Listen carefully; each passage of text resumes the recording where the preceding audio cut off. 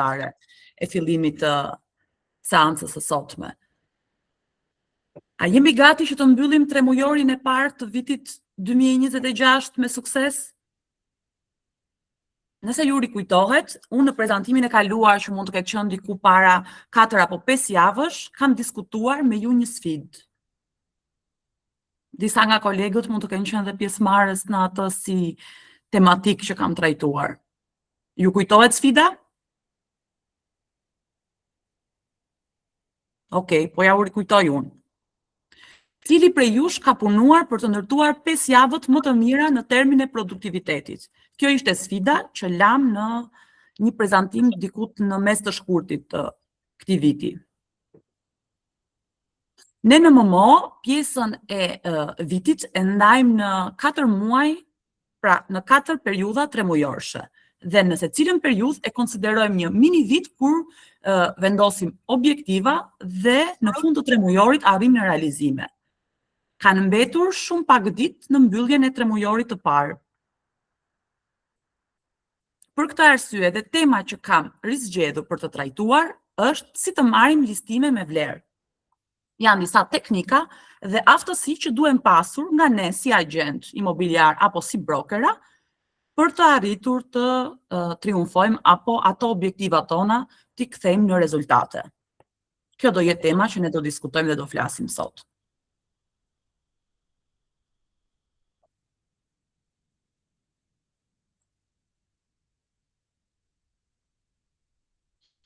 Do ta shtroj këtë fillim prezantimi me një pyetje. Sipas jush, cila është detyra më e rëndësishme për një agent imobiliar?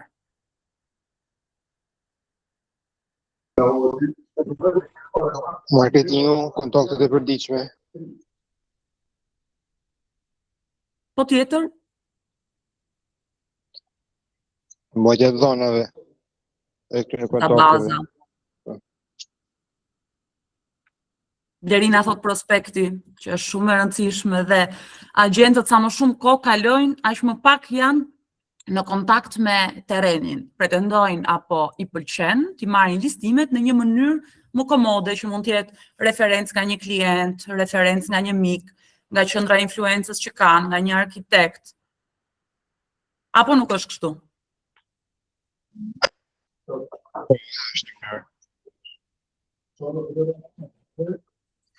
Një nga kompetencat dhe një nga detyrat më të rëndësishme të një agenti imobiliar është të marrësh listime me çmimin e dur të tregut.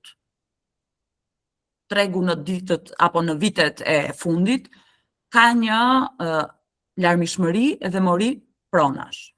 Pra ne nuk vuajmë për prona, por vuajmë për çmime të duhura në mënyrë që ky listim të përkthehet në transaksion, në rezultat. Një pikë tjetër dhe një kompetencë tjetër shumë e rëndësishme është zotërimi i kompetencave të duhura. Jo çdo agent imobiliar mund të bëj agentin listues, nëse ai është në fazat e para të eksperiencës së tij në këtë fushë është më mirë dhe më e rekomandueshme të merret me kërkesat për blerës, sepse nuk ka aftësinë, kompetencën për të bërë një analizë tregu, për të studiuar zonën dhe për të negociuar një çmim me palën shitse, që mund të jetë në shumë raste dhe investitor dhe shumë i trajnuar në kërkesat dhe specifikat e veta. Cila është kompetenca që ne na bën të na ndihmon që të bëjmë listime më të mira? Sipas jush. Sot diskutimin e kam shtruar në pyetje përgjigje. Çfarë kompetence duhet të ketë agenti imobiliar që të bëj listime të mira? Parakualifikimi. Shumë e rëndësishme. Po tjetër? Një analizë saktë e çmimit. Po? Të njohim mirë zonën dhe pronat e shitura së fundmi. Shumë e saktë, Marcela. Mbi të gjitha këto, nëse do gjenit një emërtim, një fjalë, si mund ta kategorizonit? Pra si kompetencë që përmbledh të gjitha këto që thatë.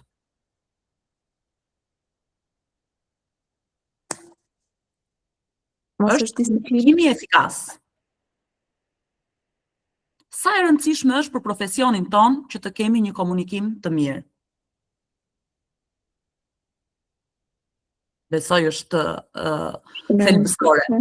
Nëse ne dim të komunikojmë mirë, do të arrim të performojmë më shumë mirë gjatë telefonatës me klientin blerës apo shitës, gjatë tratativës së negociatës së çmimit, dhe deri në momentin e mbylljes së transaksionit.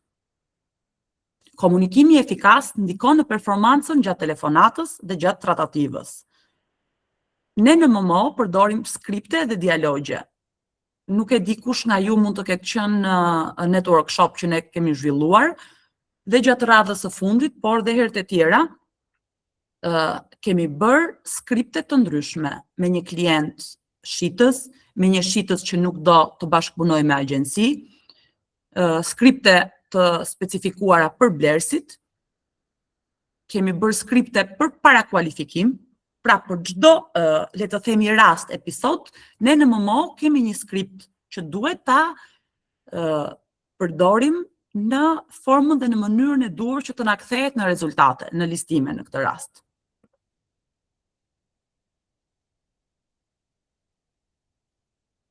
Ka një filozofi komunikimi që është postulat. Ne duhet të ndërtojmë ura dhe jo mure. Ura me klientin, me investitorin, me shitësin, me blersin, me kolegun, me brokerin. Nëse ne krijojmë marrëdhënie të forta, kemi një cilësi të lartë në komunikim, kjo do përkthehet dhe në cilësi në rezultate. Dhe përmbledhja e këtyre 3 komponentëve, e këtyre 3 shtyllave janë skriptet që ne rekomandojmë dhe përdorim në MMO dhe gjatë network shopeve që organizojmë. Qëllimi është që klienti duhet të perceptojë që ne jemi agjenti i duhur për të mbyllur këtë lloj transaksioni që ai po kërkon, shitje apo blerje. Dhe ne duhet të jemi zgjidhja për të gjithë problemin që mund të haset gjatë një procedure të caktuar shitje. Sa herë ju ka ndodhur që mund të keni pasur problematika me klientin në dhënien e komisionit në fazën e mbylljes së transaksionit? E gjithë kjo ndodh vetëm nëse klienti nuk ka perceptuar vlerë, pra ju nuk keni dhënë një zgjidhje apo nuk është ndjekur procesi në mënyrë rigoroze nga ana e agentit. Unë do të listoj sot dhe do të përmend 8 rregulla për të marrë këto listimet me vlerë. Do të elenkoj, do të rendis 8 rregullat. Rregulli numër 1 është përgatitja për takim me një agent të qartë. Duhet të ushtrohemi për role play për të qenë sa më natyral. Sa nga ju ndodh që kur shkojmë për të marrë një listim, bëjnë një parapërgatitje?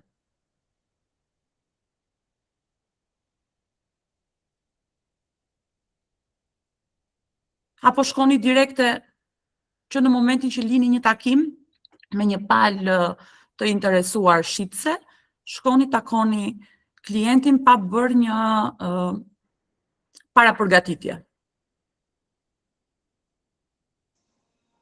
Bëjmë analizën e çmimeve më shumë.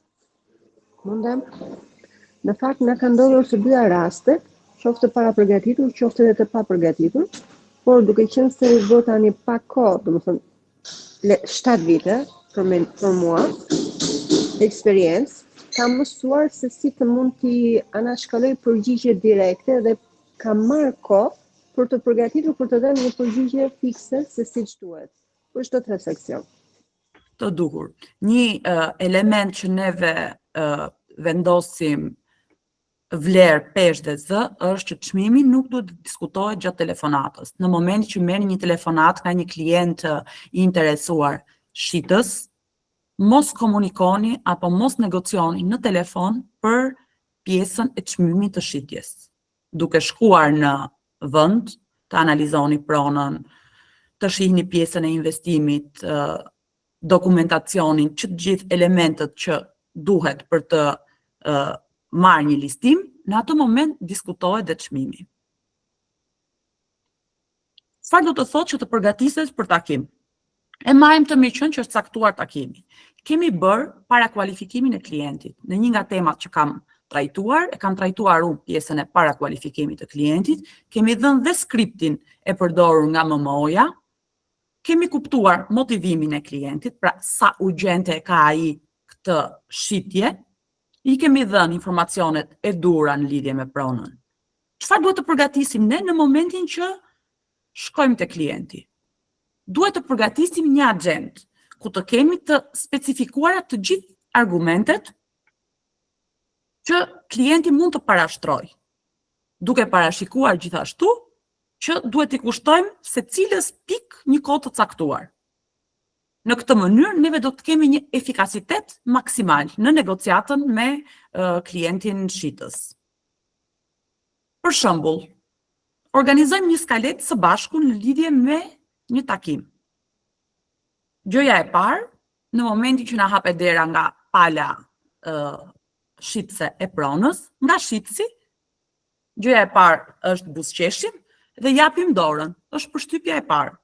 E kemi diskutuar dhe në takime, trajnime të tjera dhe në network shop, që nuk ke një shans të dytë për një përshtypje të parë.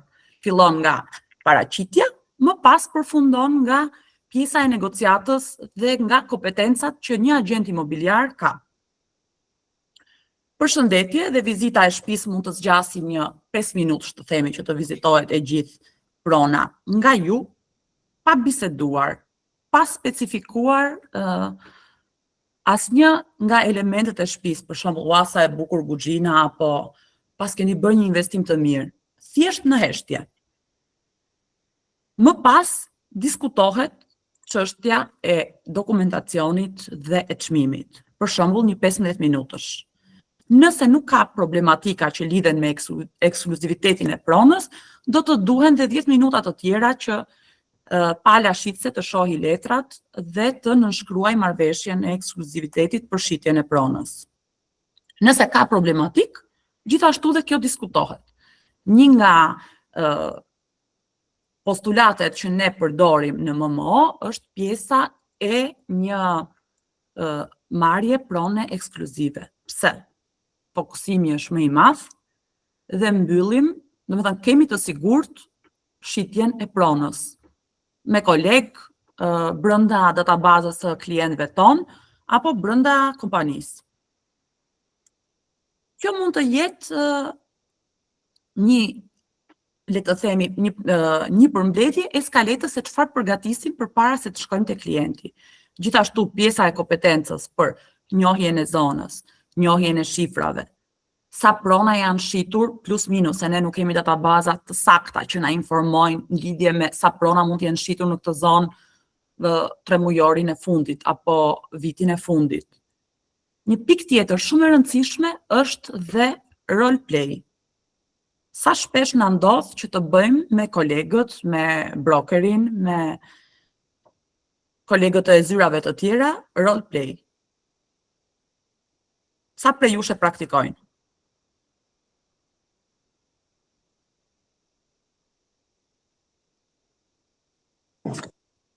Kemi bërë roleplay në zi. E bëjmë rallë. Jo shumë Unë shpesh. jam gjithmonë Duhet bërë një herë në javë. e parimit që duhet të kemi një vetëdisiplinim shumë të madh nga që kemi aktualisht, duke nisur dhe me veten.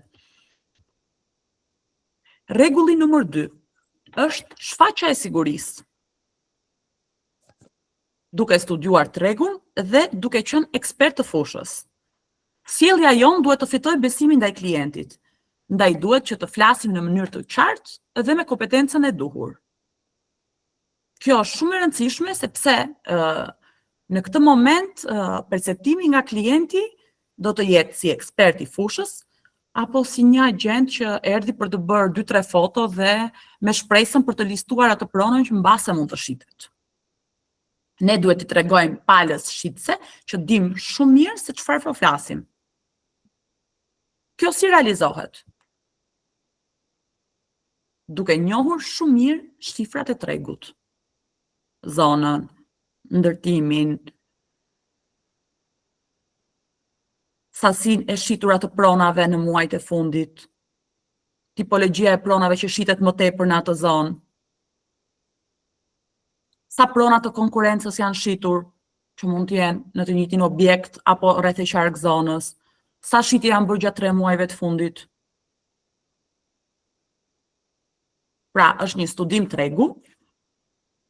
Karakteristika e dytë, paraqitja si ekspert, njohja e shifrave dhe e konkurencës është shumë e rëndësishme. Ndërsa rregulli i tretë është krijimi i raportit. Kreare e relacione, i themi në MMO. Sa e rëndësishme është të krijoni një marrëdhënie me një klient të interesuar shitës, që mund të jetë investitor, apo një klient të interesuar blerës. Duhet të ndërtojmë besim dhe aftësinë dhe afërsinë me klientin, të kuptojmë nevojat e tij. Buzëqeshja është një element shumë i rëndësishëm, gjithashtu, pyetjet aktive. Çfarë pyetjesh i drejtoni klientit në momentin që shkoni në pronë për të marrë një listim? Për sa kohë dëshironi të shisni pronën? Çfarë mendoni të bëni me pjesën e të ardhurave pas shitjes së pronës? Sepse ka klientë që mund të duan të riinvestojnë, por në një tipologji tjetër, për shembull, duan të shesin apartament apo vilë dhe duan të investojnë në njësi.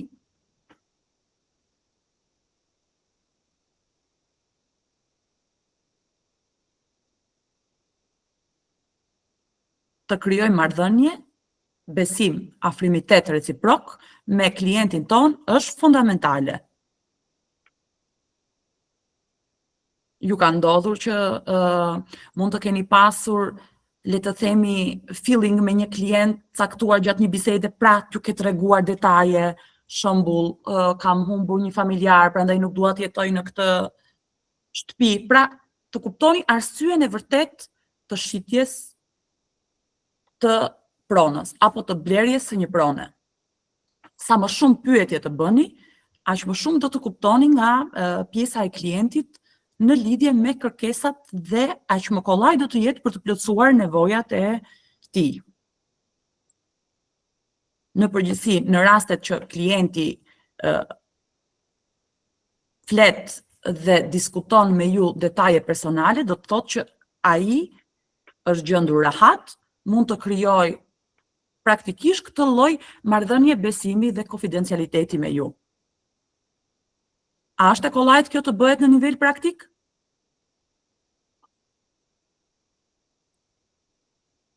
Patjetër që po. Duke bërë pyetjet e duhura, duke dëgjuar me vëmendje, duke treguar interes ndaj çfarëdo lloj fjalie apo detaji që klienti përmend në momentin e takimit në pronë. Ajo që është e rëndësishme, ne nuk duhet të krijojmë paragjykime në mendjen tonë apo të bëjmë komente. Thjesht duhet të dëgjojmë. Kjo sepse mund të prekim pikat e tij të dobta dhe nuk arrim më që të krijojmë një marrëdhënie besimi me klientin.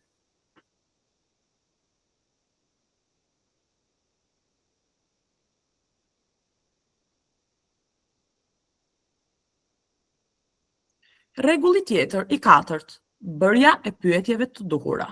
Nëpërmjet pyetjeve ne shfaqim interes dhe rëndësi për çfarëdo lloj kërkese, ankese, problematike që mund të ketë klienti.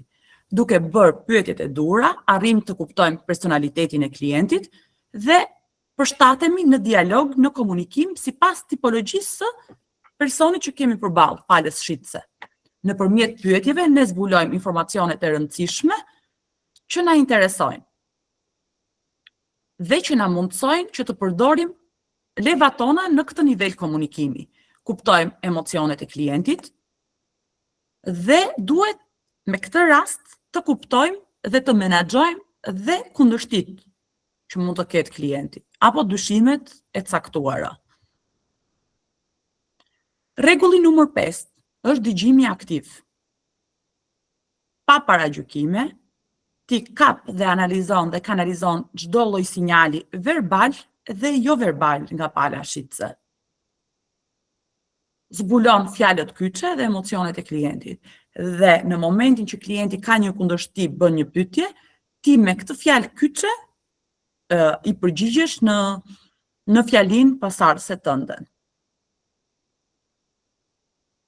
Rregulli numër 6 është zhvillimi i empatisë. Empatia na mundson ne njerëzve që të njihemi më mirë me veten dhe nëpërmjet një vështrimi të thjeshtë të perceptojmë me anë të shqisave tona dhe nevojat e palës tjetër. Sa e rëndësishme është që të jemi empatik.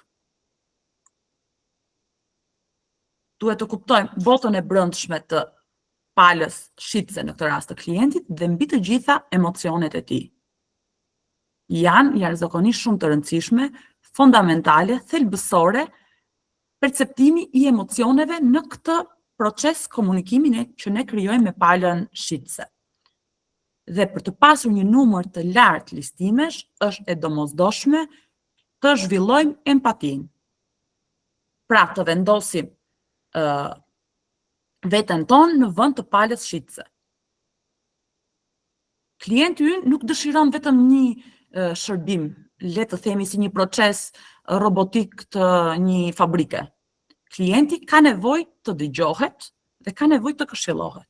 Dhe këto nevojat e tij të brendshme duhet të udhëhiqen nga aspirata të tilla si ndjenja e sigurisë që ka tek ju, ndjenja e fuqisë, pra si kompetent i fushës për të arritur të finalizoj procesin e shitjes së pronës. Por ka një dallim. Të jesh empatik nuk do të thotë patjetër të jesh dakord me klientin. Nuk do të thotë që gjithmonë klienti ka të drejtë. Të jesh empatik do të thotë të njohësh dhe të kuptosh emocionet e palës tjetër të klientit. Kjo lloj empatie na ndihmon ne të vendosemi në një nivel me klientin që dëgjojmë dhe negociojmë. Bashkëbisedojmë, por jo domosdoshmërisht që duhet të jemi në të njëjtën mundësi apo dakordsi në momentin kur negociohet pjesa e çmimit për shembull.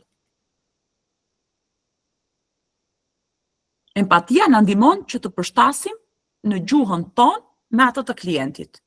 Dhe mbi të gjitha, na ndihmon që ne të perceptojmë dhe klienti të ketë këtë vetbesimin që neve do jemi zgjidhja e problemeve të tij, duke krijuar një siguri tek ne. Rregulli i 7. Të dish se kur duhet të flasësh. Është dhe ky një rregull që nga renditja mund të ketë numrin 7, por është shumë i rëndësishëm. Duhet të përdorim thjeshtësi, logjik dhe gjuhë të përshtatshme me palën që kemi përballë, klientin shitës. Është thelbësore, pasi na ndihmon të kemi një komunikim me performancë të lartë dhe efektiv. Duhet të jemi në gjendje të kuptojmë kur është momenti që duhet të flasim dhe ku është momenti që duhet të heshtim. Na ndihmon mjaft thjeshtësia dhe logjika. Ne mund të parashtrojmë atë që duam të themi dhe kjo parapërgatit bashkëbiseduesin, në këtë rast klientin, për të dëgjuar. Mund të përdorim metafora, shembuj, por duhet të jemi koherent me gjithçka që diskutojmë dhe themi. Kujdes i madh ndaj fjalëve që përdorim, pasi mund të japin dhe një konotacion tjetër dhe një peshë tjetër, apo mund të modifikojnë intensitetin emocional që ne duam të transmetojmë te klienti. Pra, nëse ne duam të theksojmë disa gjëra, mund të përdorim fjalë që zmadhojnë emocionin që duam të transmetojmë. Shembull, është ndryshe të thuash klienti ishte i lumtur dhe është ndryshe të thuash klienti ishte mjaft entuziast për rezultatet që mori nga ne. Duhet të dim të përdorim siç duhet sasinë e fjalëve dhe tipologjinë për të marrë atë që ne dëshirojmë. Gjatë bashkëbisedimit duhet të shmangim çfarëdo lloj polemike, sepse ato janë gjithnjë kundërproduktive. Jemi dakord deri këtu? Shumë dakord. Shumë e qartë, Cecilia. Rregulli i 8. është mbajtja e fokusit, duke shmangur shpërqendrimet dhe duke shkuar drejt objektivit që ne kemi. Duhet të jemi ne ato që gjithmonë drejtojmë bisedën. Duhet të shmangim shpërqendrimet e mundshme dhe të kemi të qartë në kokën tonë ku duam të arrijmë. Të riformulojmë pyetjet dhe përmbajtjet e bisedës për ta sjellë gjithmonë palën shitse aty ku duam ne. Aty ku ne kemi fokusin tonë. Mund të kaloj pala shitse nga një bisedë në një tjetër, por gjithmonë të rikthehemi në bisedë, konkluzioni është që devijojmë aty ku është interesi dhe qëllimi jonë. Duhet të evitojmë konfuzionin dhe të përdorim një gjuhë sa më të qartë, koncize dhe sintetike. Të gjitha këto karakteristika që shpjeguam janë fundamentale për të arritur të marrim një listim me vlerë. Sinteza, logjika, qartësia, të ndërfutura dhe me dialogjet e MMO-s që shumica prej jush i kanë nga networkshopet që ne kemi bërë, duhet ti përdorim ato për të arritur konkluzionin dhe qëllimin tonë, që është listimi me çmimin e duhur dhe në fund të gjithë procesit përmbyllja me nënshkrimin e kontratës dhe shitjen e transaksionit.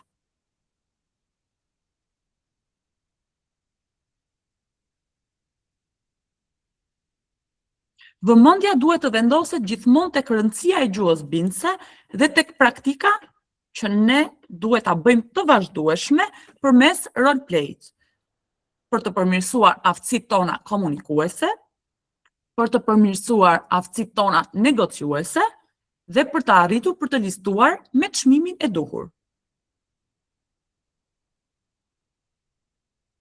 Jemi dakord? Po. Pra, një komunikim efikas dhe i strukturuar na çon në një listim me çmimin e duhur.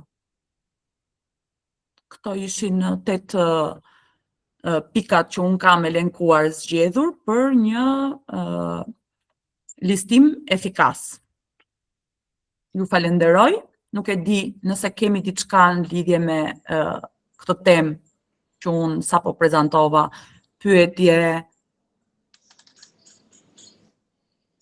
apo diçka për të shtuar që mbase për përgatitjen e mirë dhe të saktë dhe do të falenderoja nëse të gjitha këto slajde do t'i kisha në emailin tim.